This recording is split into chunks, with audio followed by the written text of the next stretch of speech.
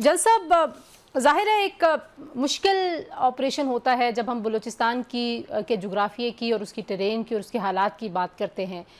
लेकिन बहुत सारे लोगों के मतलब ये मैं एक लेमैन क्वेश्चन आपके सामने पोज़ करना चाहती हूँ। बहुत सारे लोगों के दिमाग में ये सवाल आता है और आपने देखा मुख्तलिफ बहसों मुबाहिसे में इसका जिक्र भी होता है कि आखिर कितनी देर हमें लगेगी कि हम दहशतगर्दों का सफाया कर सकें। बलूचिस्तान में कितने सारे दहशतगर्द हैं, तो कैन यू ब्रीफ के ये कितना मल्टी लेयर्ड और कितना कॉम्प्लिकेटेड एक ऑपरेशन होता है और ये बलूचिस्तान के यूनिक सर्कमस्टांसिस में कितना बड़ा चैलेंज है पाकिस्तान की अफवाज के लिए।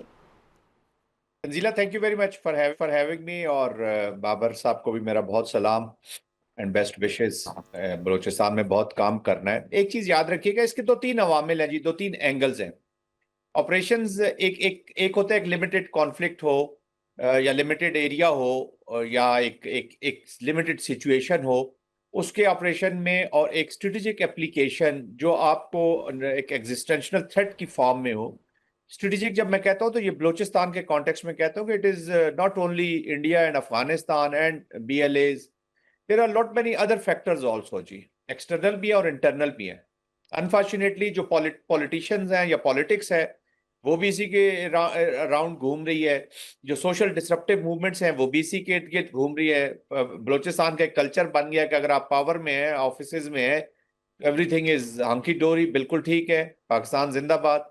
जो ही आप अपोजिशन में जाते हैं या आपको अपना जो बिजनेसेस है वो हार्म होते हैं, माजरत के साथ हार्म होते हैं, तो आपको फिर ये डिप्रीविएशन, सोशो इकोनॉमिक, तो ये बहुत सारे अवामिल हैं और इंटरनेशनल और भी प्लेयर्स हैं। देर आर कुछ कुछ ऐसी ममालिक भी हैं जिनका नाम भी हम यहाँ पे लेना शायद बड़ा मुश्किल हो जाएगी।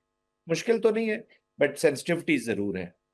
हम्म। अच्छा, एक तो वो एप्लीकेशन है, दूसरा ऑपरेशंस होते हैं। ये इसलिए मैं कह रहा हूँ कि स्ट्रेटेजिक एप्लीकेशन है क्योंकि ये तो बार बार किसी न किसी फॉर्म में आती रहेगी अनटिल अनलेस हम एक सुपर डुपर कह लें या superior political and socio economic manoeuvre के साथ ऑपरेशंस नहीं करें। व्हाट आई वांट टू से इज कि पॉलिटिकल क्लैरिटी और ओनरशिप के साथ जब तक, और ये ओनरशिप पॉलिटिकल क्लैरिटी की मैं बात जब करता हूं तो it is not restricted to the present government in Balochistan. They are striving hard, बहुत मेहनत कर रहे हैं इस मुश्किल हालात में, बहुत मेहनत कर रहे हैं, but there is lot to be done. Every politician, चाहे वो DG खान में बैठा है, लाहौर में बैठा है, कराची में बैठा है, हैदराबाद में बैठा है, पिशावर में बैठा है, कोहाट में बैठा है या कोयटा खुजदार में बैठा है, सब ने कलेक्टिव सुपीरियर पॉलिटिकल मनूवर करनी है, वॉर की ओनरशिप लेनी है। नेशनल एक्शन प्लान की तरह की जो चीजें हुई थी, जो पाकिस्तान का एक बड़ा सीक्रेट डॉक्यूमेंट साइन हुआ था, उसके बाद जो हमने कोई कोताहियां या कमियां रह गई हैं उनको दूर करेंगे। क्योंकि जो मिलिट्री एप्लीकेशन है ये आपको मिलिट्री लीवरेज या मिलिट्री एडवांटेज तो दे देगी, ठीक। टोटल पीस आपको अचीव करके देगी पॉलिटिक्स। जल साहब, आप किस तरह से देखते हैं, क्योंकि अब ये स्ट्रेटेजिक एसेट्स के ऊपर अब हमले नहीं रहे हैं। ईरान की तरफ से तो जाहिर है सिर्फ जो फौजी अड्डे हैं वहाँ पर हमले हो रहे हैं, लेकिन अमेरिका की जानिब से तो सिविल इंफ्रास्ट्रक्चर को भी निशाना बनाया जा रहा है। तो आपको भी नज़र आता है कि जंग जो है वो सिर्फ किसी दबाव या किसी डिप्लोमेसी में थोड़ा सा वेट हासिल करने के लिए छेड़ी गई है, या फुल फ्लैज जंग की तरफ ही हालात जा रहे हैं? जंग इज फॉर जंग, मतलब वॉर इज मेंट फॉर दोनों वॉर। दोनों दोनों बड़ी डीप थॉट के बाद एप्लीकेशन करते हैं मिलिट्री इंस्ट्रूमेंट का। इट इज नॉट दैट कि वो बस एक प्रेशर बिल्ड किया। यस, प्रेशर बिल्कुल बिल्ड किए जा रहे हैं, बट मैं जाती तौर पे समझता हूँ कि अभी तक डायलॉग इज इंटैक्ट। डायलॉग कभी भी खत्म नहीं होता। जो अमेरिका का जो स्ट्रेटेजिक कल्चर है उस पे वो डायलॉग को हमेशा रखते हैं। 2021 में जब तालिबान के साथ उनका मुआहिदा हुआ तो उससे 4 साल पहले वो किसी को दुनिया को पता ही नहीं था।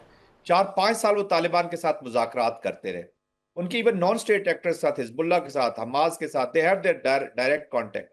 और कोई भी जो स्ट्रेटेजिक एप्लीकेशन होती है उसमें डायलॉग को कभी बंद नहीं किया जाता। यस, इस वक्त एक कंटेस्टेशन चल रही है और बड़ी स्ट्रक्चर्ड प्रेशर डाल रहा है अमेरिका। वो अभी देखे ना, उसने पहले मिलिट्री टारगेट्स लिए, वो रोजाना अनाउंस करते थे। अब उन्होंने जो दूसरे टारगेट्स हैं जिनमें ब्रिजेस हैं, इंपॉर्टेंट सेंटर्स हैं, एनर्जी की तरफ भी वो जा सकते हैं, और उनको उनको टारगेट किया है। कुवैत के अंदर जो रिस्पांस गया ईरान का, इन्होंने वाटर की जो उनकी फैसिलिटीज है, क्योंकि ये भी बहुत बड़ा थ्रेट है जीसीसी कंट्रीज के अंदर। हम्म। ये भी न्यूक्लियर से कम नहीं है, ये जो वाटर की उनके जो प्लांट्स हैं उनको अगर वो हिट करते हैं, क्योंकि यहाँ जीसीसी कंट्रीज का स्पेसिफिक एक बहुत बड़ा ये थ्रेट है।